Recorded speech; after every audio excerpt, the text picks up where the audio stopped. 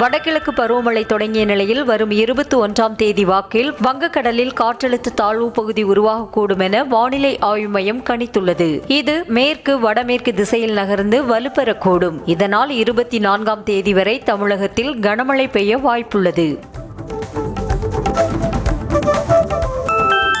தென்கிழக்கு அரபிக்கடல் மற்றும் லட்சத்தீவு பகுதியில் உருவான காற்றழுத்த தாழ்வு பகுதி வலுப்பெற்றதாக இந்திய வானிலை ஆய்வு மையம் தெரிவித்திருக்கிறது. இது அடுத்த 36 மணி நேரத்தில் காற்றழுத்த தாழ்வு மண்டலமாக மாறி மேற்கு வடமேற்கு திசையில் நகரும் என்றும் வானிலை மையம் தெரிவித்திருக்கிறது.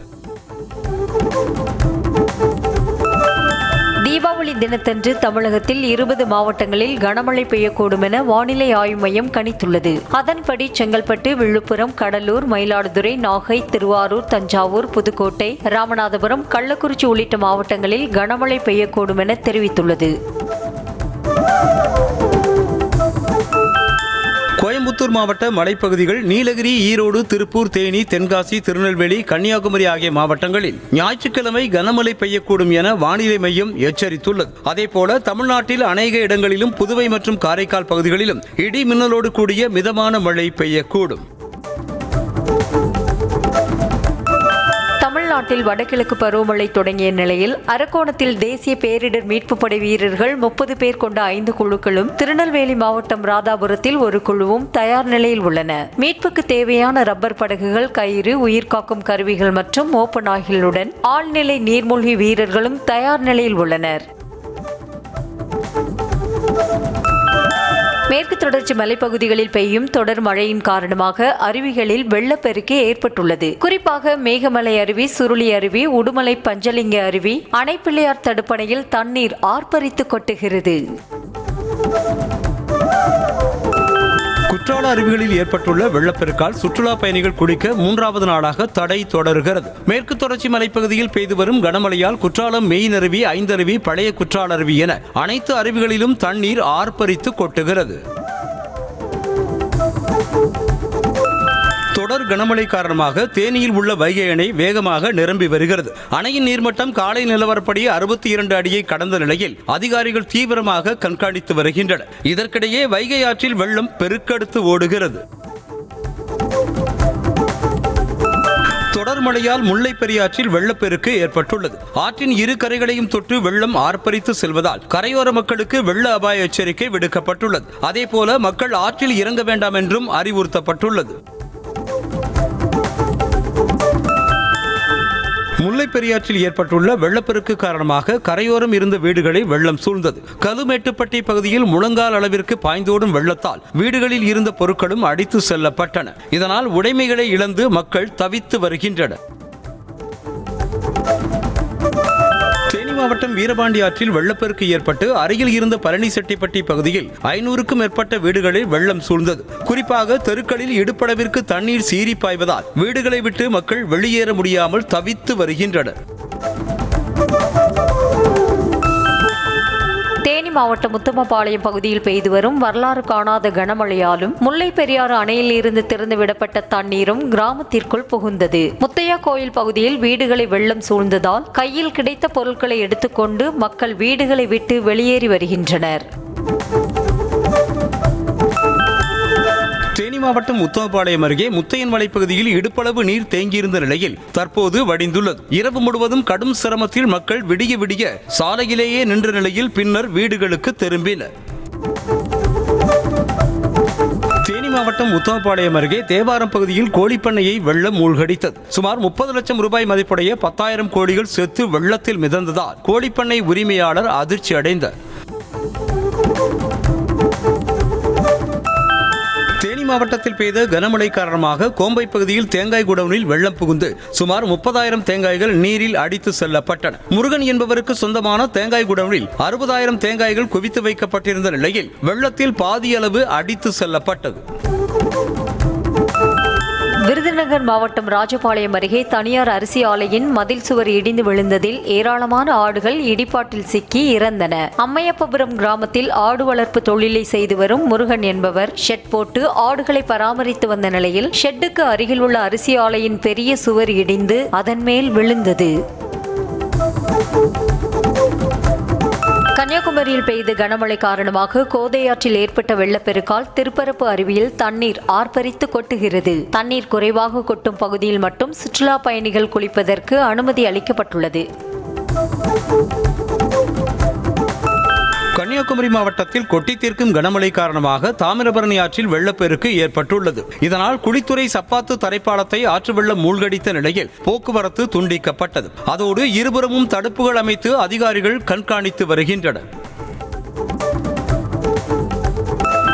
நெல்லை மாவட்டத்தில் பெய்து வரும் தொடர் கனமழையாலும் பல்வேறு பகுதிகளில் இருந்து வரும் காட்டாற்று வெள்ளம் கலப்பதாலும் தாமிரபரணி ஆற்றில் திடீர் வெள்ளப்பெருக்கு ஏற்பட்டுள்ளது. இதனால் நெல்லை டவுன் குறுக்குத்துறை முருகன் கோயிலில் உள்ள கல் மண்டபத்தை வெள்ளம் சூழ்ந்துள்ளது. தலைநகர் சென்னையில் நாள் முழுவதும் விட்டுவிட்டு மழை பெய்தது. எழும்பூர், சென்ட்ரல், கிண்டி, நுங்கம்பாக்கம், சேப்பாக்கம் மற்றும் புறநகர் பகுதிகளிலும் பரவலாக மழை பெய்ததால் அன்றாடம் பணிக்கு செல்வோர் முதல் விடுமுறைக்கு சொந்த ஊர் செல்வோர் வரை அனைவரும் சிரமத்திற்கு ஆளாகினர். திருவள்ளூர் மாவட்டத்தில் பெய்த கனமழை காரணமாக கல்பாக்கத்தில் நரிக்குறவர் என மக்கள் வசிக்கும் பகுதியை வெள்ளம் சூழ்ந்து வீடுகளுக்குள் தண்ணீர் புகுந்தது. பல வீடுகளில் மழைநீர் புகுந்ததால் எஞ்சிய வீடுகளில் 5க்கும் மேற்பட்ட குடும்பங்கள் ஒன்றாக இருக்கும் சூழல் உள்ளதாக நரிக்குறவர்கள் வேதனை தெரிவித்தனர்.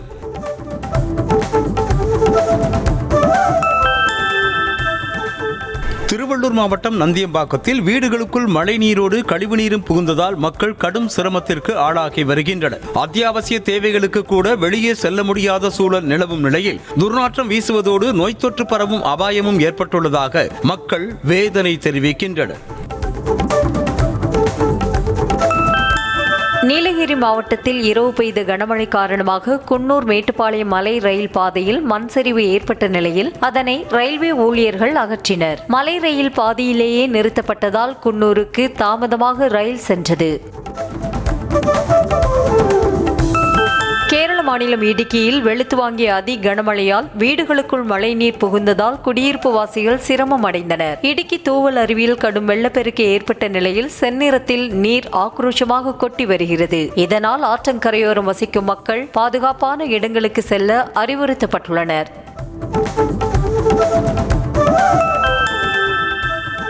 கேரள மாநிலம் இடுக்கியில் கூட்டாற்றில் வெள்ளப்பெருக்கு ஏற்பட்ட நிலையில் தரைப்பாலம் அருகே நின்றிருந்த வேன் அடித்து செல்லப்பட்ட அதிர்ச்சி வீடியோ காட்சி வெளியாகியிருக்கிறது. நல்வாய்ப்பாக வேனில் பயணிகள் யாரும் இல்லாததால் உயிர் சேதம் தவிர்க்கப்பட்டது.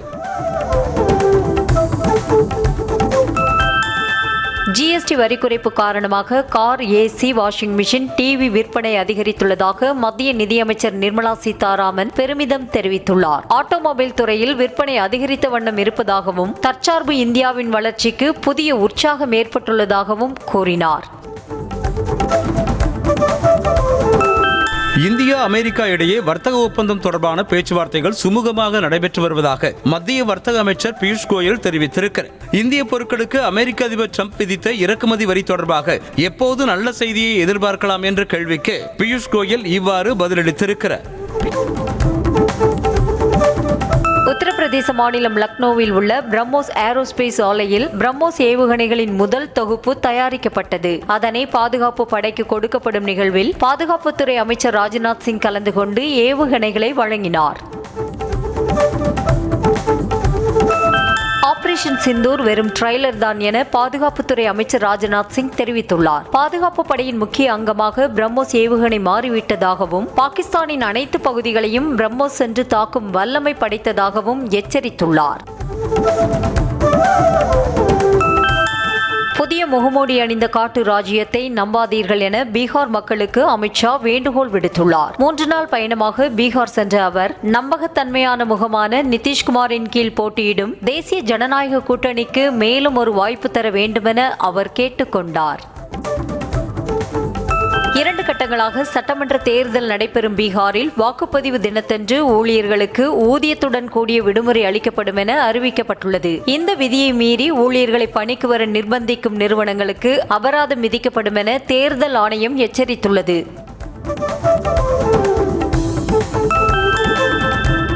தெலங்கானாவில் பிற்படுத்தப்பட்ட வகுப்பினருக்கு 42% இடஒதுக்கீட்டை அமல்படுத்த கோரி மாநிலம் தழுவிய முழு அடைப்பு போராட்டம் நடைபெற்றது. இதனால் போக்குவரத்து சேவைகள் முடங்கிய நிலையில் ஆளும் காங்கிரஸ், பாஜக உள்ளிட்ட அனைத்து கட்சிகளும் முழு அடைப்பிற்கு ஆதரவு தெரிவித்துள்ளன. நாடாளுமன்ற உறுப்பினர்களுக்கான அடுக்குமாடி குடியிருப்பில் பயங்கர தீ விபத்து ஏற்பட்டது. நாடாளுமன்ற கட்டடத்தில் இருந்து சுமார் 200 மீட்டர் தூரத்தில் அமைந்துள்ள பிரம்மபுத்திரா அடுக்குமாடி குடியிருப்பில் திடீரென தீ பற்றி எரிந்த நிலையில் அடுத்தடுத்த தளங்களுக்கு மளமளவென தீ பரவி கொழுந்துவிட்டு எரிந்தது. இதனால் வானலாவ கரும்புகை எழுந்தது. சபரிமலை ஐயப்பன் கோவில் மற்றும் மாளிகைபுரம் கோவில்களுக்கு புதிய மேல் சாந்திகள் குலுக்கல் முறையில் தேர்வு செய்யப்பட்டனர். சபரிமலை ஐயப்பன் கோவில் மேல் சாந்தியாக சாலக்குடியைச் சேர்ந்த பிரசாத் என்பவரும், மாளிகைபுரம் கோவில் மேல் சாந்தியாக கொல்லம் மைய நாட்டைச் சேர்ந்த மனு நம்பூதிரி என்பவரும் தேர்ந்தெடுக்கப்பட்டனர்.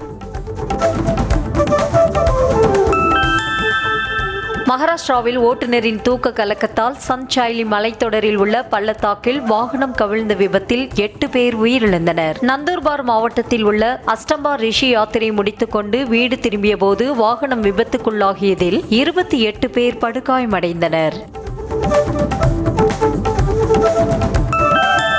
சென்னையில் காலையில் 2000 ரூபாய் குறைந்த ஆபரண தங்கத்தின் விலை மாலையில் மீண்டும் 400 ரூபாய் உயர்ந்திருக்கிறது. அதன்படி 1 கிராம் தங்கம் 12,000 ரூபாய்க்கும் சவரன் 96,000 ரூபாய்க்கும் விற்பனை செய்யப்படுகிறது. வெள்ளி விலையும் அதிரடியாக கிராமுக்கு 13 ரூபாய் குறைந்து 190 ரூபாய்க்கு விற்பனையாகிறது. நாட்டின் முக்கியமான திட்டங்களுக்கும் சட்டங்களுக்கும் ஹிந்தியிலும் சமஸ்கிருதத்திலும் மட்டுமே பெயரிடப்படுவது என்ன மாதிரியான ஆணவம் என மத்திய அரசுக்கு முதலமைச்சர் மு.க.ஸ்டாலின் கேள்வி எழுப்பியுள்ளார். அமைச்சர் தங்கம் தென்னரசு கேட்ட 10 கேள்விகளை சுட்டிக்காட்டி நாட்டு மக்களின் நெஞ்சங்களிலும் ஏராளமான கேள்விகள் நிரம்பியுள்ளதாக தெரிவித்துள்ளார்.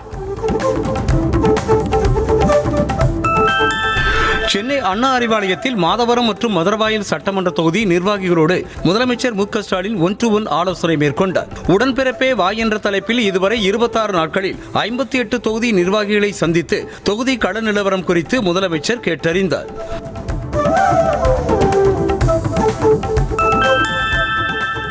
மாமன்னர் மருதுபாண்டி குரு பூஜையில் பங்கேற்க தென் மாவட்டங்களைச் சேர்ந்த முன்னாள் அமைச்சர்களுக்கு அதிமுக பொதுச் செயலாளர் எடப்பாடி பழனிசாமி உத்தரவிட்டுள்ளார். வரும் 24ஆம் தேதி அனுசரிக்கப்படவுள்ள குரு பூஜையில் சிவகங்கை மாவட்ட தொண்டர்கள் நிர்வாகிகளும் திரளாக பங்கேற்க அழைப்பு விடுத்திருக்கிறார். எடப்பாடி பழனிசாமி கொடுத்த அல்வாவால் தான் அதிமுக பல கோணங்களில் பயணித்துக் கொண்டிருப்பதாக அமைச்சர் சேகர் பாபு பதிலடி கொடுத்தார். சென்னை பெரம்பூரில் பல்நோக்கு மைய கட்டடத்தை திறந்து வைத்த பின் செய்தியாளர்களை சந்தித்த அவர், இபிஎஸ் அல்வா கொடுத்ததை உணர்ந்துதான் செங்கோட்டையன் போன்றவர்கள் பிரிந்து நின்று எதிர்கருத்துக்களை பேசி வருவதாக கூறினார். தமிழர் அல்லாதோர் வசதியாகவும் பாதுகாப்பாகவும் வாழ்வதற்கும் ஆள்வதற்கும் கொண்டுவரப்பட்டதுதான் திராவிடம் என சீமான் பேசினார். சேலம் மாவட்டம் மேட்டூரில் செய்தியாளர்களை சந்தித்த அவர், திராவிடம் என்றால் என்னவென்று முதலமைச்சர் மற்றும் எதிர்க்கட்சித் தலைவருக்கு தெரியுமா என வினவினார். கரூரில் கூட்ட நெரிசலில் உயிரிழந்தவர்களின் குடும்பங்களுக்கு தவேக சார்பாக நிவாரணம் வழங்கப்பட்டது. 27ஆம் தேதி ஏற்பட்ட நெரிசலில் சிக்கி பலியான 41 பேரின் குடும்பங்களுக்கு தலா 20 லட்சம் ரூபாய் நிவாரணம் வழங்கப்படும் என விஜய் அறிவித்திருந்தார். அதன்படி பாதிக்கப்பட்டவர்களின் குடும்பத்தினர் வங்கிக் கணக்கில் பணம் வரவு வைக்கப்பட்டது. தவேகாவினர் யாரும் நிகழாண்டு தீபாவளி பண்டிகையை கொண்டாட வேண்டாம் என கட்சி தலைமை அறிவுறுத்தியுள்ளது. கரூரில் நிகழ்ந்த எதிர்பாராத சம்பவத்தால் நம்மை விட்டு பிரிந்த சொந்தங்களுக்கு அஞ்சலி செலுத்தும் வகையில் தீபாவளி கொண்டாட வேண்டாம் என கட்சியின் பொதுச் செயலாளர் புசி ஆனந்த் கேட்டுக் கொண்டுள்ளார்.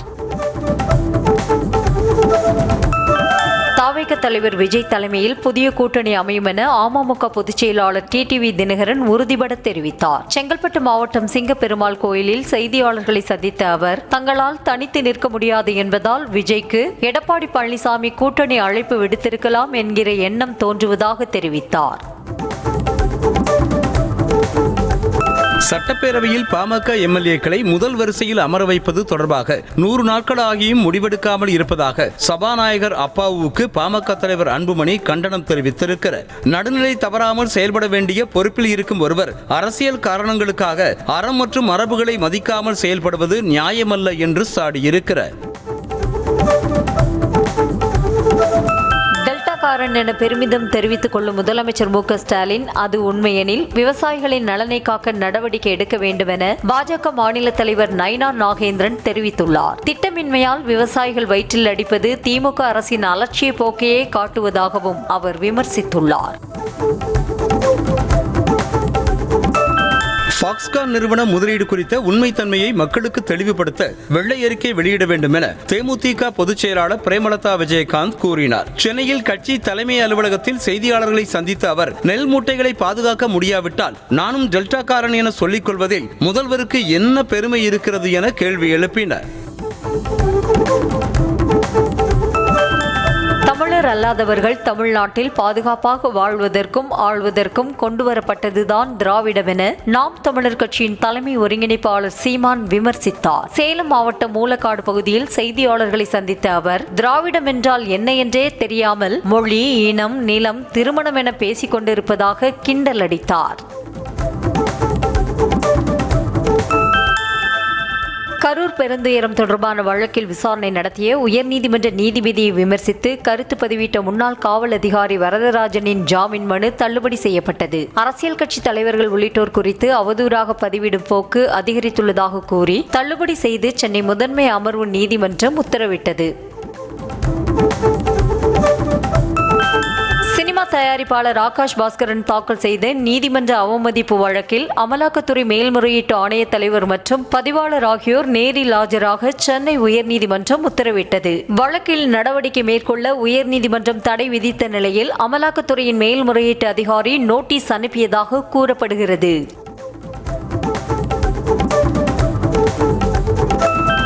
தீபாவளிக்கு இன்னும் ஒரு நாளே உள்ள நிலையில் கடை வீதிகளில் விற்பனை சூடு பிடித்திருக்கிறது. குறிப்பாக சென்னை, திருச்சி, மதுரை, நாமக்கல் போன்ற முக்கிய நகரங்களில் பட்டாசுகள், புத்தாடைகள் மற்றும் ஆபரணங்களை பொதுமக்கள் ஆர்வத்துடன் வாங்கி செல்கின்றனர். தீபாவளி பண்டிகையை முன்னிட்டு பல்வேறு மாநிலங்களிலும் மக்கள் தங்கம், வெள்ளி நகைகளை வாங்க ஆர்வம் காட்டினர். அசாம் மாநிலம் கவுஹாத்தி, குஜராத் மாநிலம் ராஜ்கோட், சூரத் உள்ளிட்ட நகரங்களில் நகை கடைகளில் பெண்கள் கூட்டம் அலைமோதியது. தீபாவளி தொடர் விடுமுறை முன்னிட்டு சென்னையில் இருந்து சொந்த ஊர்களுக்கு செல்லும் பொதுமக்கள் ஒட்டுமொத்தமாக படையெடுத்ததால் கிளாம்பாக்கம் பேருந்து நிலையத்தில் பயணிகள் கூட்டம் அலைமோதுகிறது. அதேபோல எழும்பூர், சென்ட்ரல், தாம்பரம் ரயில் நிலையங்களிலும் மக்கள் கூட்டம் அதிகமாக காணப்பட்டது. செங்கல்பட்டு மாவட்டம் பரனூர் சுங்கச்சாவடியில் கடும் போக்குவரத்து நெரிசல் ஏற்பட்டுள்ளது. தீபாவளி பண்டிகையை முன்னிட்டு சென்னையில் இருந்து பலர் சொந்த ஊர்களுக்கு செல்வதால் பரனூர் சுங்கச்சாவடியில் சுமார் 3 கிலோமீட்டர் தூரத்திற்கு வாகனங்கள் அணிவகுத்து நின்றன.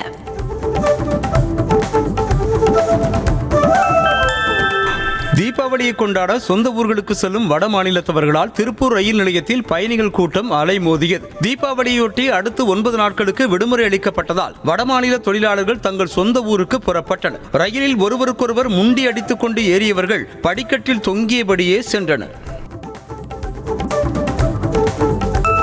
சென்னையில் இருந்து கடந்த 2 நாட்களில் மட்டும் 3,56,000 பேர் அரசு பேருந்துகளில் பயணம் செய்திருப்பதாக போக்குவரத்து துறை அமைச்சர் சிவசங்கர் தெரிவித்துள்ளார். அரியலூர் மாவட்டம் செந்துறையில் செய்தியாளர்களிடம் பேசிய அமைச்சர், கடந்த ஆண்டை காட்டிலும் பயணிகளின் எண்ணிக்கை அதிகரித்திருப்பது அரசு பேருந்துகள் மீதான நம்பிக்கையை காட்டுவதாக தெரிவித்தார். தீபாவளி விடுமுறை முடிந்ததும் நவம்பர் மாதத்துக்கான உணவுப் பொருட்களையும் ரேஷன் கடைகளில் பெற்றுக் கொள்ளலாம் என கூட்டுறவுத்துறை அறிவித்துள்ளது. இயந்திர கோளாறால் சில பகுதிகளில் பொருட்களை வழங்க முடியவில்லை என புகார் வந்த நிலையில் நவம்பர் மாதத்துக்கான அரிசி ஒதுக்கீடு கிடங்குகளுக்கு அனுப்பப்பட்டு விட்டதாக தெரிவித்துள்ளது. திருச்சியில் திராவிட கழகம் சார்பில் அமையவிருக்கும் தந்தை பெரியார் உலகத்திற்கு திமுக சார்பில் 1,70,00,000 ரூபாய் நிதி வழங்கப்பட்டது. சென்னை வேப்பேரியில் உள்ள பெரியார் திடலில் நடைபெற்ற நிகழ்ச்சியில் முதலமைச்சர், திமுக எம்எல்ஏக்கள், எம்பிக்களின் 1 மாத ஊதியத்தை முதலமைச்சர் மு.க. ஸ்டாலின் வழங்கினார். என் வாக்குச்சாவடி வெற்றி வாக்குச்சாவடி என்கிற பெயரில் திமுக நிர்வாகிகளுக்கான பயிற்சி கூட்டம் வரும் 28ஆம் தேதி நடைபெறவுள்ளதாக கட்சி தலைமை அறிவித்துள்ளது. கட்சியின் பொதுச் செயலாளர் துரைமுருகன் வெளியிட்டுள்ள அறிக்கையில், மத்திய பாஜக அரசின் முன்பு தமிழ்நாடு தலைகுனியாது என்ற பரப்புரையை கட்சி தொடங்க உள்ளதாக தெரிவித்துள்ளார். தமிழகத்தை தொடர்ந்து புதுச்சேரியிலும் தீபாவளிக்கு மறுநாள் பொது விடுமுறை அறிவிக்கப்பட்டுள்ளது. பண்டிகை கொண்டாடிவிட்டு மீண்டும் வேலைக்கு திரும்புவோரின் நலனை கருத்தில் கொண்டு 21ஆம் தேதி பள்ளி, கல்லூரி மற்றும் அரசு அலுவலகங்களுக்கு விடுமுறை அளித்து முதலமைச்சர் ரங்கசாமி உத்தரவிட்டுள்ளார். அதிமுக செய்தி தொடர்பாளரான திருநங்கை அப்சரா ரெட்டிக்கு 50 லட்சம் ரூபாய் நஷ்டஈடு வழங்கும்படி யூடியூபர் ஜோ மைக்கேல் பிரவீனுக்கு பிறப்பித்த உத்தரவை சென்னை உயர்நீதிமன்றம் ரத்து செய்திருக்கிறது. வழக்கு தொடர்பாக சம்மன் வரவில்லை என பிரமாண பத்திரம் தாக்கல் செய்தது தவறுதான் என ஜோ மைக்கேல் பிரவீன் தரப்பில் வாதிடப்பட்டதை அடுத்து அப்சரா ரெட்டி தொடர்ந்த வழக்கை மீண்டும் விசாரிக்க உத்தரவிடப்பட்டது. சென்னை வளசரவாக்கம் மண்டலத்தில் 14 வயது சிறுவன் உட்பட 5 பேருக்கு டெங்கு காய்ச்சல் உறுதி செய்யப்பட்டுள்ளது. டெங்குவால் பாதிக்கப்பட்டவர்கள் தனியார் மருத்துவமனைகளில் அனுமதிக்கப்பட்டு தீவிரமாக சிகிச்சை பெற்று வருகின்றனர். கிருஷ்ணகிரி மாவட்டம் ஒசூரில் ஷேர் மார்க்கெட்டில் முதலீடு செய்து நஷ்டமடைந்த விரக்தியில் மகன்களை கொன்றுவிட்டு தந்தை தற்கொலை செய்து கொண்ட சோக சம்பவம் நடந்தேறியிருக்கிறது. ஒசூர் குறிஞ்சி நகரில் வாடகை வீட்டில் வசித்து வந்த நரேந்திர பூபதி என்பவர் பலரிடம் கடன் வாங்கி ஷேர் மார்க்கெட்டில் முதலீடு செய்து நஷ்டமடைந்ததாக கூறப்படுகிறது. ஈரோடு மாவட்டம் பவானி லட்சுமி நகரில் காணாமல் போன 2 வயது குழந்தையை எஸ்பி சுஜாதா தலைமையில் 6 தனிப்படைகள் தீவிரமாக தேடி வருகின்றன. பவானி லட்சுமி நகரைச் சேர்ந்த வெங்கடேஷ் கீர்த்தனா தம்பதியின் 2 வயது குழந்தை கடந்த வியாழக்கிழமை குடிசையில் தூங்கிக் கொண்டிருந்த போது காணாமல் போனது. திண்டுக்கல் மாவட்டம் ஒட்டன்சத்திரத்தில் நடைபெற்ற நிகழ்ச்சியில் உணவுத்துறை அமைச்சர் சக்கரபாணி தூய்மை பணியாளர்களுக்கு இருக்கரம் கூப்பி நன்றி தெரிவித்தார். தீபாவளி பண்டிகை முன்னிட்டு தூய்மை பணியாளர்கள், நகராட்சி மற்றும் ஊராட்சி பணியாளர்களுக்கு இனிப்பு, புத்தாடை, மளிகை பொருட்கள் என பரிசு பொருட்கள் வழங்கும் விழா நடைபெற்றது. சிவகங்கை மாவட்டம் சிங்கம்புணரி அருகே பறவைகளுக்காக தீபாவளி பட்டாசு வெடிக்காத கிராம மக்களை பாராட்டி மாவட்ட ஆட்சியர் இனிப்பு வழங்கினார். வேட்டங்குடிப்பட்டி, கொள்ளுக்குடிப்பட்டி கிராமத்தில் பறவைகள் சரணாலயம் உள்ளதால் இங்கு வசிக்கும் மக்கள் கடந்த 50 ஆண்டுகளாக தீபாவளி உள்ளிட்ட எந்த நிகழ்ச்சிகளுக்கும் பட்டாசு வெடிக்காமல் தியாகம் செய்து வருகின்றனர்.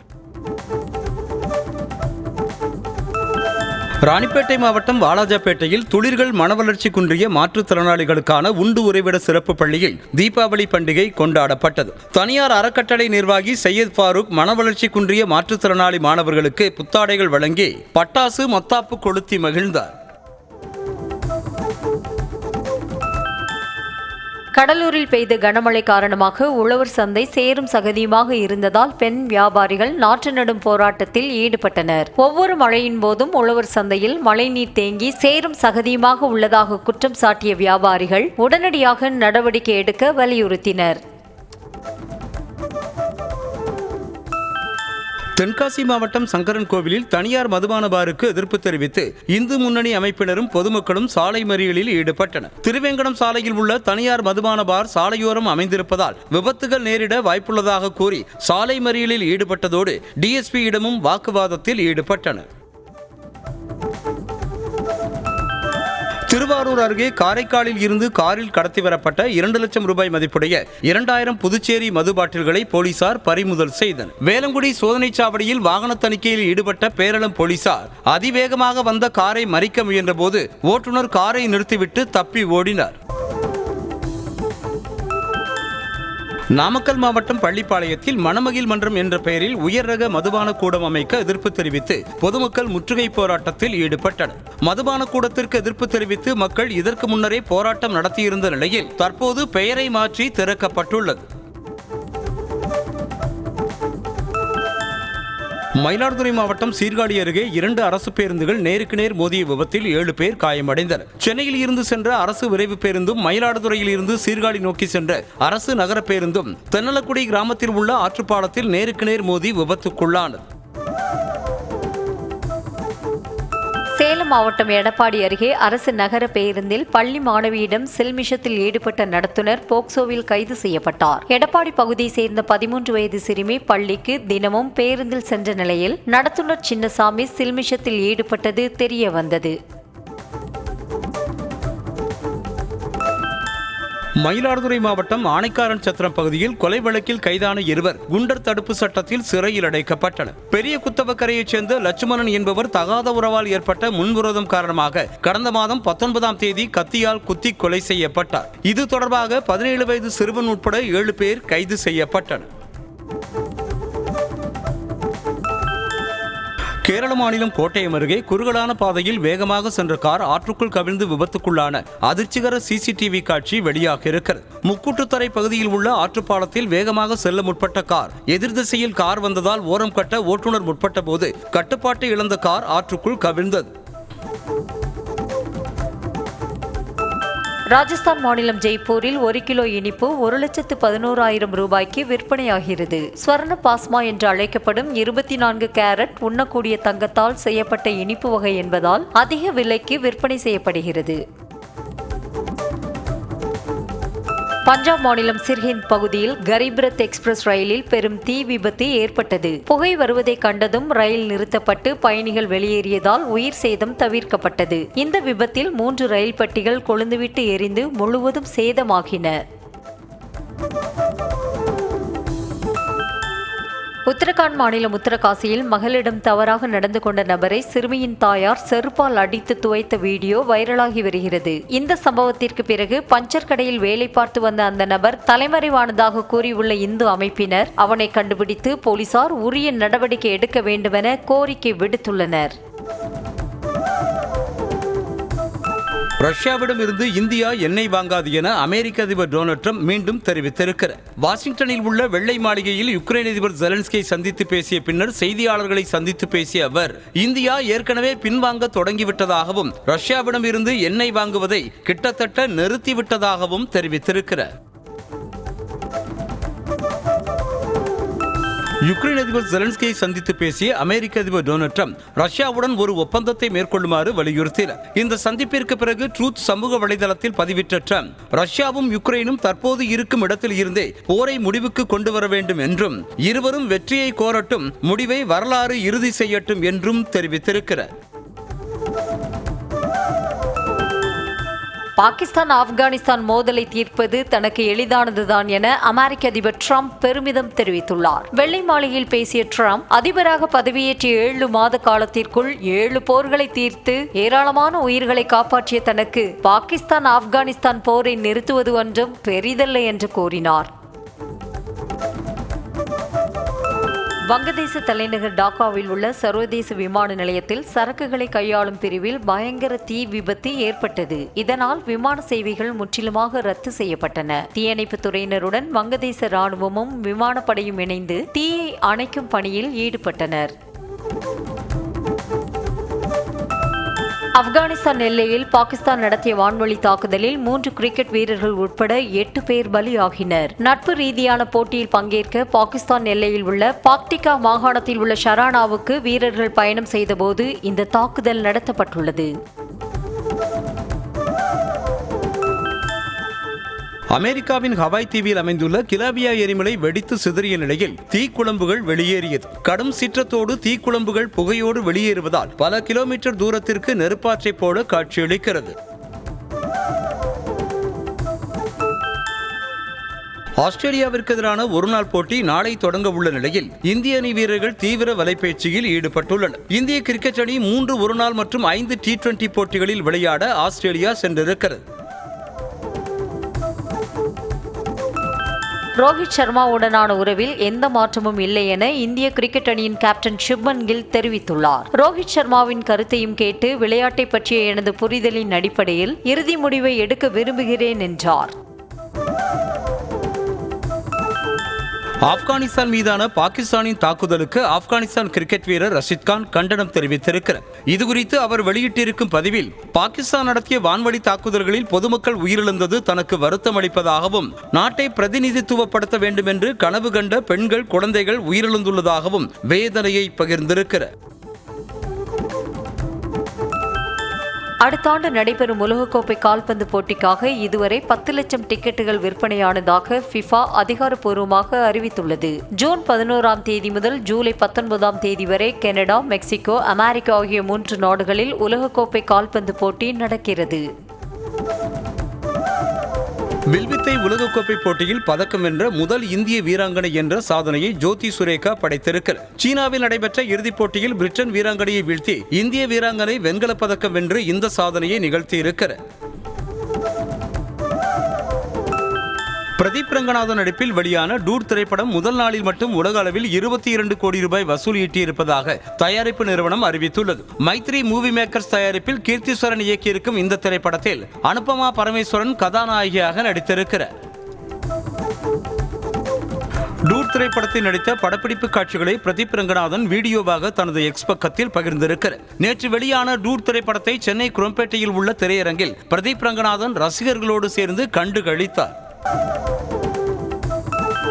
பாலிவுட்டில் தனுஷ் நடித்து வரும் தேரே இஷ்க்மெயின் திரைப்படத்தில் முதல் பாடலை படக்குழு வெளியிட்டுள்ளது. ஆனந்த் எல் ராய் இயக்கத்தில் காதல் ஆக்ஷன் காட்சிகளுடன் உருவாகியுள்ள இந்த படத்திற்கு ஏஆர் ரஹ்மான் இசையமைத்துள்ளார். இந்த படம் வரும் நவம்பர் 28 திரையரங்குகளில் வெளியாகும் என அறிவிக்கப்பட்டுள்ளது.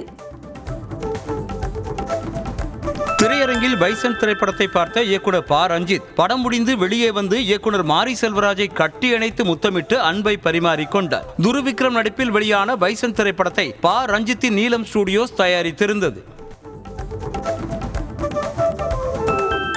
பவன் கல்யாண் நடித்து கடந்த மாதம் 25 திரையரங்குகளில் வெளியான ஓஜி திரைப்படம் வரும் 23 நெட்ஃபிளிக்ஸ் OTT தளத்தில் வெளியாகும் என படக்குழு அறிவித்திருக்கிறது. சுஜித் இயக்கத்தில் பிரியங்கா மோகன், பாலிவுட் நடிகர் இம்ரான் ஹாஷ்மி, பிரகாஷ் ராஜ், ஸ்ரேயா ரெட்டி உள்ளிட்டோர் நடித்திருக்கும் இந்த திரைப்படம் 350 கோடி ரூபாய்க்கும் அதிகமாக வசூல் செய்தது. ஆரோமலை திரைப்படத்தின் சேட்டலைட் மற்றும் டிஜிட்டல் உரிமத்தை விஜய் டிவி மற்றும் ஜியோ ஹாட்ஸ்டார் பெற்றுள்ளது. பிரபல யூடியூபர்களான கிஷன் தாஸ் மற்றும் ஹர்ஷத் கான் நடித்து வரும் இந்த படத்தை சாரங் தியாகு இயக்கியுள்ளார். ஆரோமலை திரைப்படம் நவம்பர் 7 வெளியாகிறது. ராமேஸ்வரம் செல்வதற்காக தனி விமானம் மூலம் மதுரை விமான நிலையம் வந்த காந்தாரா படநாயகன் ரிஷப் ஷெட்டியோடு அங்கிருந்த ரசிகர்கள் ஆர்வத்தோடு புகைப்படம் எடுத்துக் கொண்டனர். அவருடன் படத்தின் நாயகி சப்தமி கவுடாவும் உடன் வந்திருந்தார். இருவரும் மதுரையில் இருந்து சாலை மார்க்கமாக ராமேஸ்வரம் ராமநாத சுவாமி கோவிலுக்கு சென்றனர்.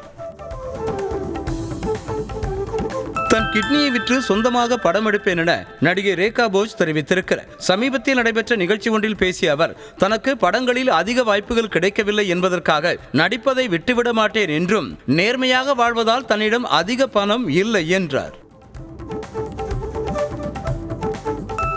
மத்திய இணையமைச்சர் எல் முருகன் திருப்பதி ஏழுமலையான் சுவாமி கோயிலில் குடும்பத்தோடு தரிசனம் செய்தார். VIP பிரேக் தரிசனம் மூலமாக ஏழுமலையானை வழிபட்ட அவருக்கு தேவஸ்தானம் சார்பாக தீர்த்த பிரசாதங்கள் வழங்கப்பட்டன. வேத பண்டிதர்கள் வேத ஆசி வழங்கினர். திண்டுக்கல் மாவட்டம் திருமலைக்கேணி காயங்குடை கருப்பசாமி கோவிலில் ஆண்கள் மட்டுமே கலந்து கொண்ட திருவிழாவில் 300க்கும் மேற்பட்ட ஆடுகள் வெட்டப்பட்டு பக்தர்களுக்கு கறி பிரசாதமாக வழங்கப்பட்டது. புரட்டாசி மாத திருவிழாவையொட்டி பக்தர்கள் நேர்த்திக்கடனாக செலுத்திய ஆடுகள் வெட்டப்பட்டு விடிய விடிய கறி சமைக்கப்பட்டு படையிலிடப்பட்டது. ஒப்போ நிறுவனம் புதிய ஸ்மார்ட் வாட்ச் மாடலை அறிமுகம் செய்திருக்கிறது. ஒப்போ வாட்ச் S என அழைக்கப்படும் புதிய மாடல் ஸ்டைலிஷ் வட்ட வடிவ டயல் மிக மெல்லிய வடிவமைப்பு கொண்டிருக்கிறது. இந்த வாட்சின் ஆரம்ப விலை இந்தியாவில் 16,000 ரூபாயாக இருக்கலாம் என சொல்லப்படுகிறது.